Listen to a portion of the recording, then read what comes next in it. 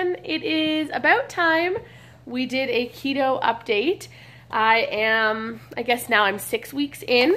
Yes, we are. Who's that?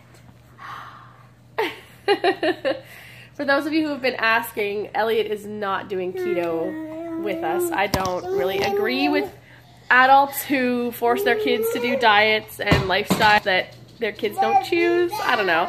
I'm sure that's a controversial topic, but no. I don't think it's healthy for babies to have restrictive diets, so he eats like the food that we make, you know, it's chicken and veggies and higher fat foods probably than the average household would eat. However, babies need extra fat at this age for brain development, so it's totally fine. But no, we don't restrict carbs at all for him. He eats loads of fruit, loads of veggies, and all crackers, bread, etc. So that was a question I was getting a lot, so now you have the answer. Whoop. We're doing this a low-tech style vlog today, and I'm also watching Elliot because he's sweeping the house. He's a good kid.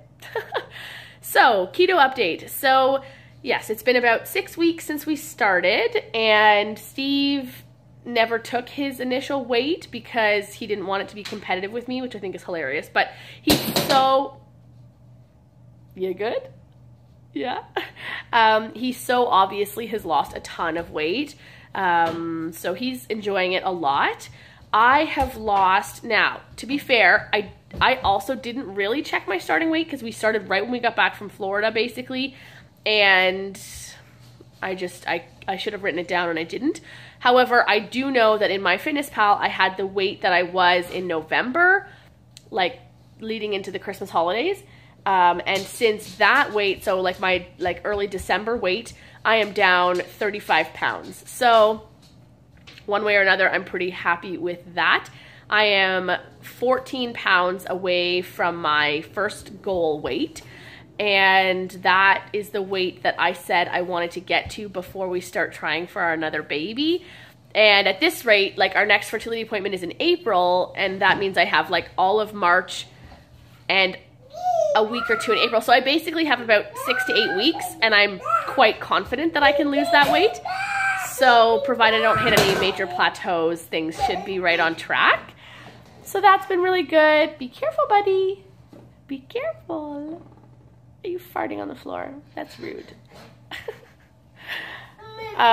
So everything's been good with that. I don't know. I mean, it's almost like weirdly natural for us, keto. I really was like hesitant to start it. I'm like, I don't know if I can eat that much. Oh, sorry. It's my notification to drink more water. That is my biggest issue, but that's always my issue. I never drink enough water. I always need to up my water intake, and I notoriously do not get enough water in me. So considering I'm not doing everything I should be doing and I'm still losing quite a bit of weight on keto, makes me feel extra good. I have really been liking it. I mean, it's a lot of meat, which I'm not as big a fan of, and I also find it hard because I find if I prepare the meat, I don't like eating the meat. So that's been more challenging than anything, honestly, is like the meal prepping, because I make something and then I'm like, meh, I don't really want to eat it. So it is what it is. I'll put some progress pictures up here in case you don't follow me on Instagram. I have a face-to-face one, and I have one that's like a body one that I really did not want to share, but a lot of people, I did the face one first, and a lot of people were like, oh my god, you need to share your body one now, and I was like, no, it's not like that noticeable. But actually, when I did put the purple shirt on that I wore in the first initial picture, it was pretty noticeable, so I'm pretty happy with that. Trying to think what else. If you follow us on Instagram, you see all the different food we eat. It is really good food. It's a lot of meat and dairy and veggies, like a lot of green veggies. We do try and stay away from like things like tomatoes that are technically a fruit anyways, but we try and stay away from the sweeter fruits and the starchy vegetables. So things like potatoes, sweet potatoes, which I don't like anyways, but I don't eat any of those. I've been watching my carrot consumption. I still eat them, but I just don't eat like a ton of them. I don't really eat tomatoes, as I mentioned. I don't eat peppers anyways. They don't sit very well in my stomach, although I should try them now being keto, because things like dairy and like whipping cream and things like that, like yogurts, cottage cheese, like never sat well for me. I always felt sick after eating them because I thought I was lactose intolerant. But since being on keto, I eat them like on the daily and I have never felt sick after eating them. So don't know. I have not had any cheat days. I just haven't felt the need to, honestly. Like I know I can. I know that I could. People call them carb up days if they're like, you know, increasing their fruit or having like rice or something. As I say, I just haven't felt the need to do that. I've been very satisfied with how I'm feeling and the foods we're eating. I've been able to find replacements for like 99% of the things, including like Nutella and all those sort of things, which I also talk about on Instagram. Any like food hacks that I find. I know Carissa does a really good series on her channel called Keto Bites. So I find a lot of inspiration from her videos because it's like, oh, what a great idea. But I mean, at the end of the day, like a lot of the keto products are like special treats. They're not main staples in our diet. And I know some people like need those, but I am not like, that's not what I'm missing. If I'm being totally honest with you, if there was something I had to say I was missing, it's like occasionally French fries when we're out at a restaurant and I smell like a really good French fry, or potatoes, like potato chips, things like that. Otherwise, like I'm not missing anything. I feel like I'm very satisfied at the end of the day. We've been buying sugar-free ice cream, so if we're really having a craving or if we're having people over and they bring cake or whatever, then we have a treat. That Nutella stuff is like so good. I would even say it maybe tastes better than real Nutella because it's made with coconut oil, so it's really like creamy. I don't know, hard to say, but it's really good. And, you know, a lot of people have conflicting things about maltitol and a few other sugars. To each their own. It doesn't bother me. It doesn't give me headaches or make me feel sick, and it definitely doesn't affect me on the scale. So I'm like, hey, it's a sugar-free replacement, so I'm eating it if I really need to. But as I say, for the most part, things have been really good with just eating whole food-based keto, and I'm really enjoying it. So my struggle right now is actually, I'm like really enjoying it. And so what do I do when I get pregnant? Because I know this is kind of controversial. Some people say that they stay on keto while pregnant. My fertility center has said they 100% approve keto. They think it's an amazing diet. However, they do not recommend it during pregnancy because they just don't feel there's enough research being done, or they don't feel there has been enough research done to let us know what the effects of keto are in terms of a baby, of carrying a pregnancy. And you know what? Hi. My weight loss comes second to a healthy baby. So, baby. Baby? Are we gonna have a baby? Are we gonna have a baby? Huh? Are we gonna have a baby?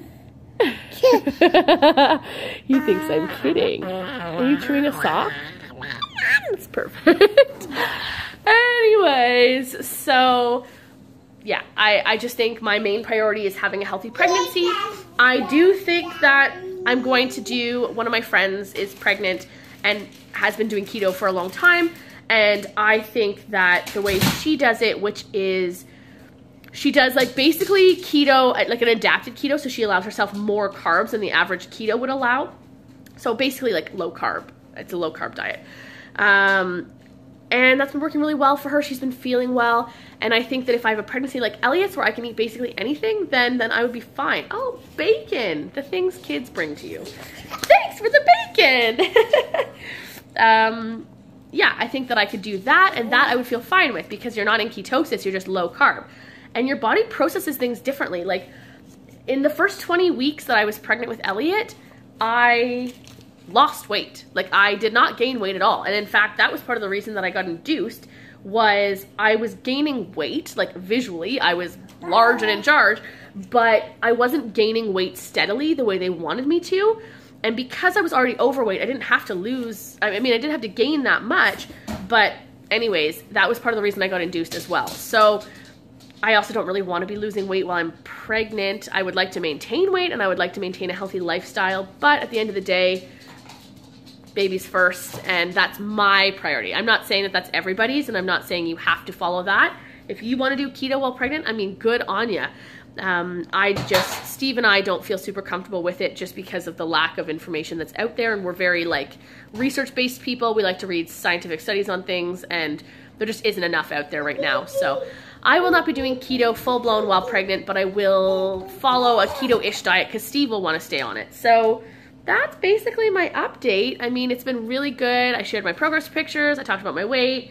The food is really good, guys. It's really good. So if you're contemplating doing keto, 2 things I would recommend. Oh, I'm missing the other one. But this book, The Keto Diet by Leanne Vogel. She also has a YouTube channel called The Healthful Pursuit. I've mentioned it before. And the Simply Keto book by Suzanne Ryan, which if you follow Carissa, you know she speaks very highly of. I agree, it's a very good book. Her story is very inspirational and relatable. So those are my 2 key books if you're looking to start keto. And Pinterest is your best friend. Like if you're really, really unsure about keto, look on Pinterest. There's a bajillion recipes and they're so easy. You need a handful of things that are like keto things, like a sugar replacement, an almond flour or coconut flour, some different oils usually, and honestly, that's about it. Like I use psyllium husk and almond flour and an erythritol monk fruit blend in basically any recipe replacement, and it works the same as everything else. So I really have not had to do many changes. I'm eating a lot more salad and a lot more veggies. And it's just really good. I feel really good. I'm happy. I feel I have more energy. I'm sleeping better, which is weird because normally they say that that's one of the bad side effects of keto is that you might not sleep as well. But I don't know. I'm more productive during the day, especially this time in our life when like we're trying to do all this stuff. So anyways, I hope you're all doing really well. Thanks for watching and we'll see you in the next video. Oh, and Roxy's saying goodbye to you. Bye.